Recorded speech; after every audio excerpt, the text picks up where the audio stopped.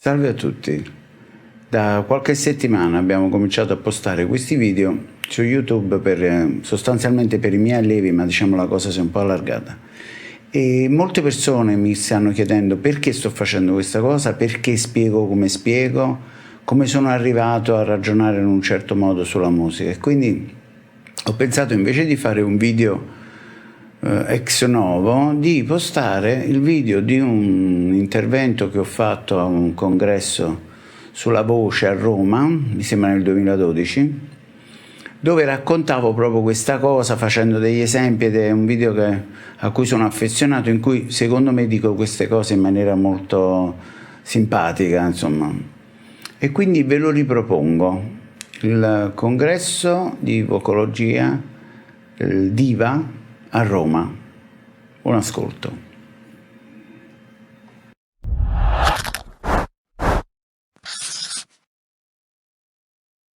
Siccome penso che avete sicuramente già parlato, sentito un sacco di cose interessantissime, volevo provare a fare subito un gioco, insomma, fondamentalmente. Immaginate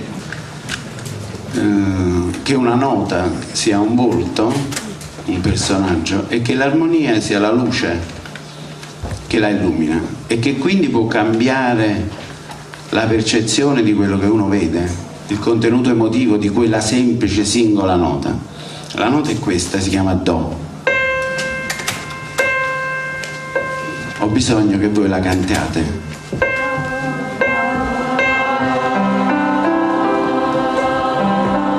Ora, se sotto questa nota che voi cantate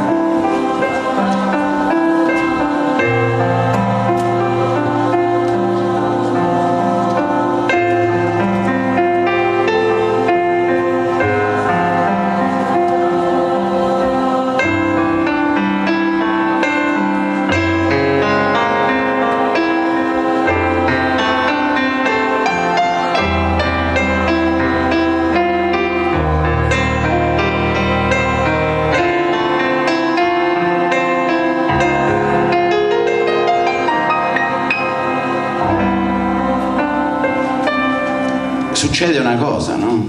Cioè, la nota che voi state cantando, quando io la illumino con una luce diversa, cambia.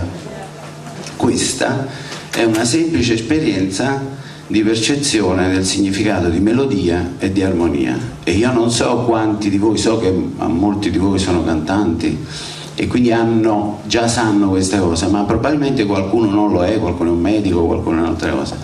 E di fatto non c'è bisogno di conoscere l'armonia, di studiare le scale, gli accordi, tutte queste cose meravigliose, per percepire con un'esperienza diretta il valore di queste cose, il senso.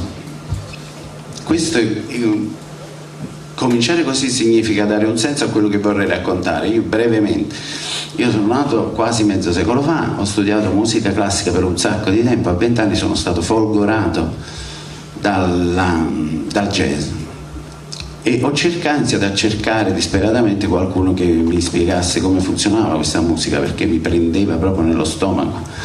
Essendo iscritto al 4º anno di fisica, facevo i conti, dicevo, ma sarà che insomma il mio quantum di piacere è tot, e Gesù nella sua immensa, siccome probabilmente fra poco me ne devo andare, perché mi facevo i conti, diciamo, me lo sta dando un saldo in pochi giorni.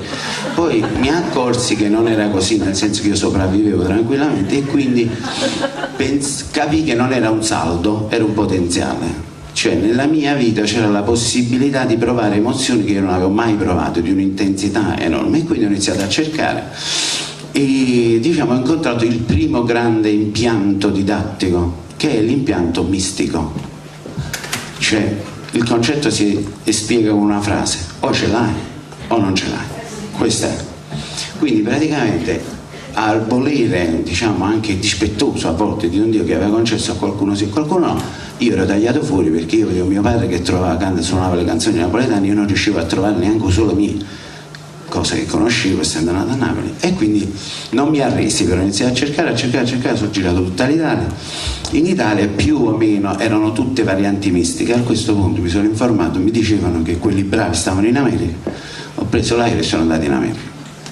sono andato in America in una delle scuole più prestigiose del mondo, che è la Berklee College of Music, e ho scoperto che là c'era una visione un po' diversa, cioè usciva fuori questo personaggio mistico e entrava il ruolo del didatta, cioè c'erano persone che spiegavano le cose, l'armonia non era un fatto, ma si capiva, le scale, la melodia, il ritmo si capiva. Però quando si arrivava a questo argomento, diciamo, come devo dire, quasi massonico, l'improvvisazione, a questo punto molti si fermavano, anche in America. Infatti scoprì che nonostante tutti seguissero l'università che costava una valanga di soldi, segretamente studiavano alcuni guru dell'improvvisazione. Jerry Bergonzi, Charlie Banacos, tutte persone sconosciute completamente. Io ebbi la fortuna di andare a studiare con uno di questi, per fortuna, proprio per fortuna, e iniziai a capire che effettivamente... Chi era questo? Il maestro di Max Ter, Banacos. Banacos. Ah, con Banacos, grazie. E Bergonzi, diciamo, sono riuscito a fare un po' di lezioni con tutte e due. E loro spiegavano, loro parlavano di alchimia, di sviluppo di capacità, di padronanza del linguaggio, cellule melodiche, tutta una serie di cose. Quindi ho fatto questo percorso, poi sono tornato a Napoli e ho iniziato a chiamare tutti i miei amici, ragazzi, qua si spiega, si capisce, venite, insomma, facevo queste riunioni a casa mia con tutti i musicisti amici possibili e di tutti gli strumenti, chiaramente, perché la musica è una, ho capito. E iniziai, chiaramente, mi chiedevano di insegnare, insomma ho iniziato a insegnare a tutti gli strumenti. E notai che alcune persone procedevano con questo impianto cognitivo che gli permetteva di, diciamo, di organizzare la propria esercitazione, miglioravano, alcuni no. Quindi a questo punto, siccome ho detto, Napoli si dice abbiamo fatto 30, facciamo 31, cioè ho detto voglio vedere se è possibile lavorare anche con le persone che apparentemente non hanno delle capacità già sviluppate.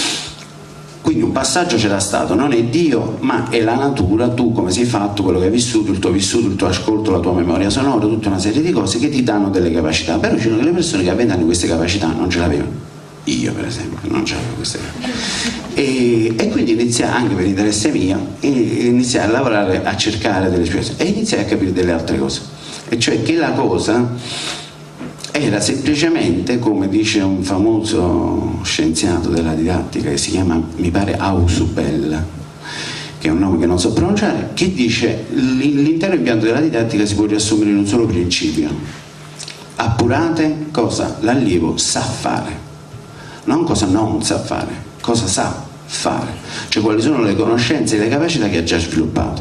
Io ho iniziato a chiedere alle persone come hanno fatto queste cose e ho capito che la cosa fondamentalmente per le persone che non hanno delle capacità, cioè che non hanno sviluppato un'attitudine, una capacità di immaginare il linguaggio sonoro, è ritornare un po' indietro e iniziare a lavorare su queste cose.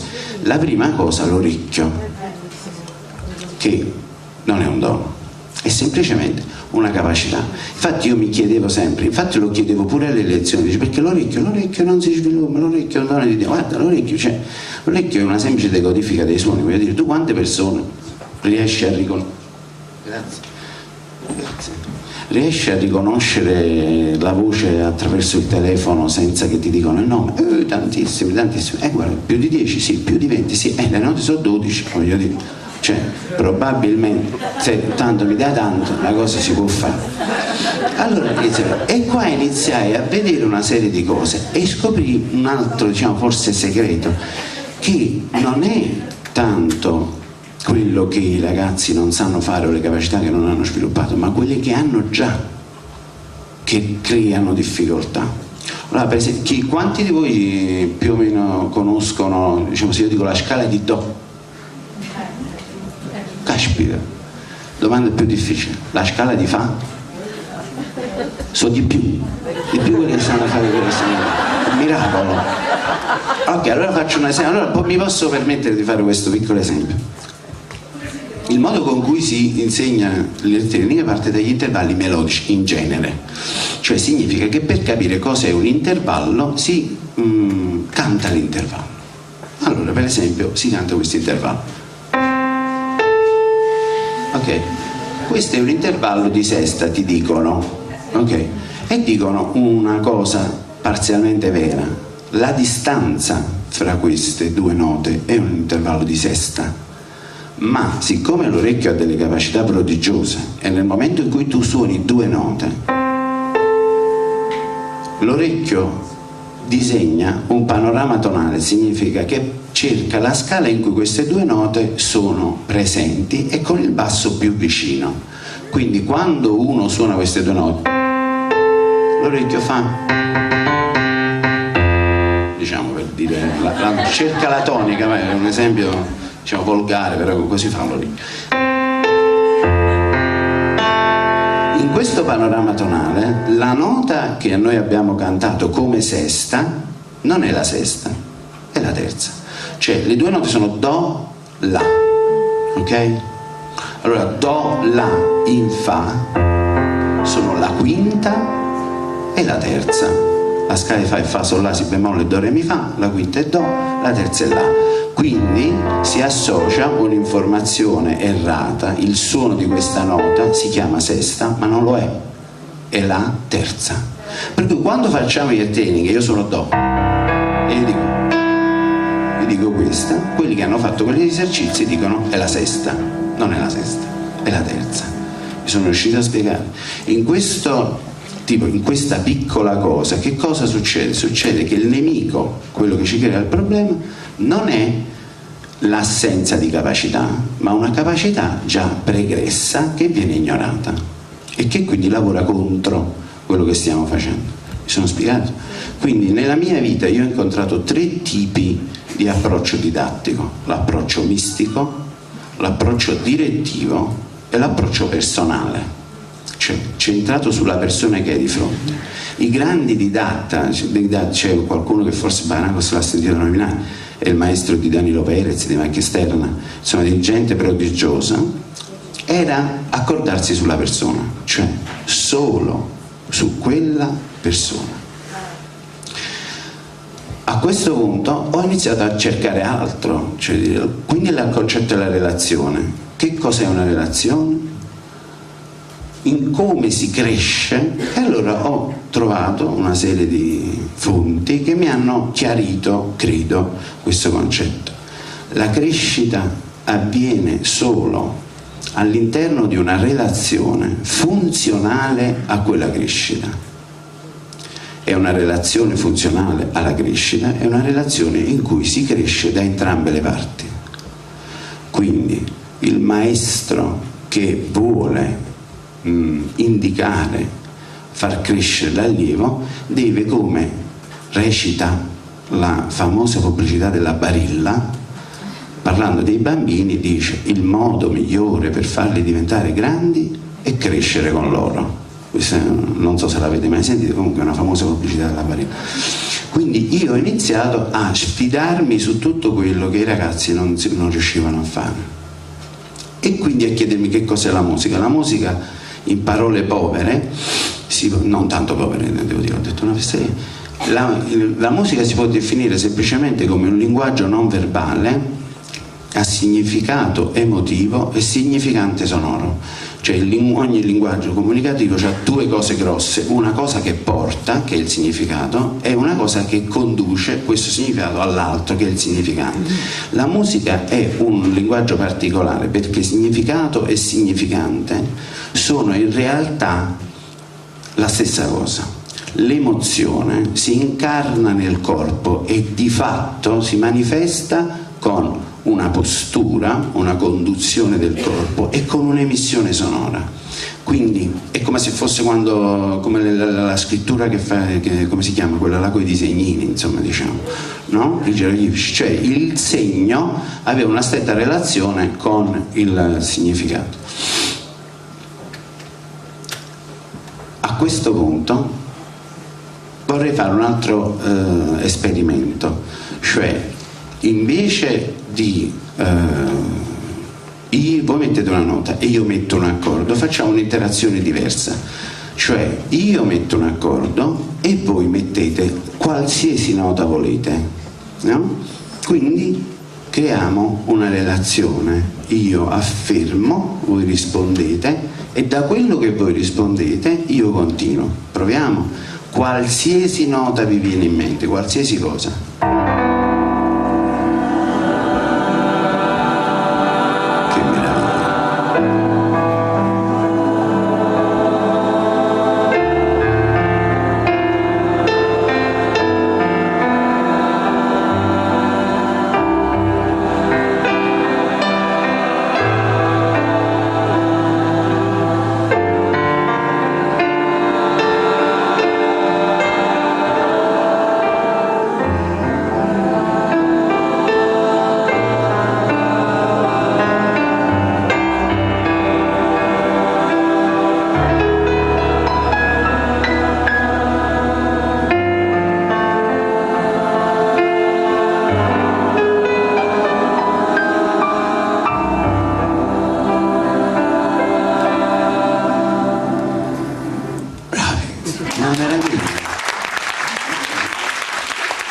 Questa cosa che abbiamo fatto è il jazz, questa cosa qua, ok? Quindi è una comunicazione sonora in cui ci sono due persone che si autostimolano, si parlano, si rispondono, si conducono e influenzano il cammino della musica. Chiaro? Non ero io che suonavo degli accordi per rispondevate, non siete voi che comandate, siamo noi che con una mente collettiva, un'intelligenza che è l'unione della mia e della vostra, andiamo in una direzione. Mi riesco a spiegare? Quegli errori fondamentali della didattica jazzistica in Italia sono semplicemente il fatto di non tenere conto che l'uomo è già una macchina facente musica di per sé. La capacità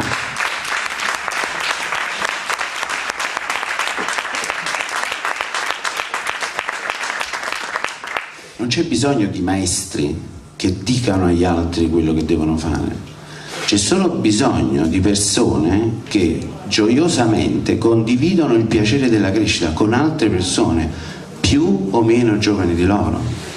Quindi io alla fine nella mia, diciamo, storia didattica non ho puntato sul cavallo di razza, sul fuoriclasse, il campione, queste cose che sono persone che fondamentalmente hanno già maturato una serie di cose, ma ho trovato molto più interessante lavorare con le persone, i bambini, le persone anziane, le persone che non fanno questo di mestiere, cioè alias non distruggono il piacere della musica facendone fonte di profitto, diciamo, più o meno questo, diciamo che chi lo sa lo fa, e ho preferito lasciare la musica nell'ambito del gioco, cosa che tra parentesi in molte altre lingue è così anche da un punto di vista linguistico. L'azione di suonare in inglese e in francese si dice giocare, non si dice. L'azione di studiare si dice semplicemente to practice, ok? Allora ora vorrei fare un ulteriore salto. Proviamo a vedere la differenza fra una nota e una melodia. Allora, la nota è come se fosse un volto, l'armonia è la luce, la melodia è un gesto. Ok? Questa cosa che abbiamo fatto con la nota funziona tale e quale ovviamente con la melodia. Allora prendiamo una melodia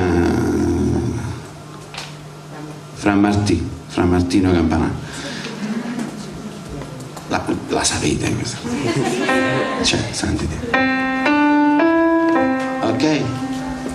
Ok, proviamo a fare questa cosa e la ripetiamo, uso un termine che faccio vedere che ho studiato, a canone, cioè significa un sacco di volte uno appresso all'altro, okay?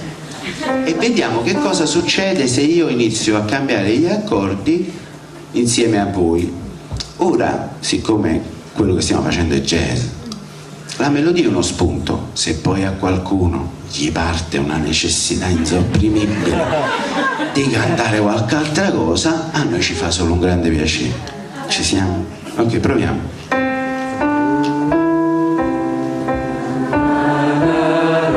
Ogni tanto riesco. No, solo la prima cellula. Senza parole, solo suono. Ogni tanto respirate perché sennò...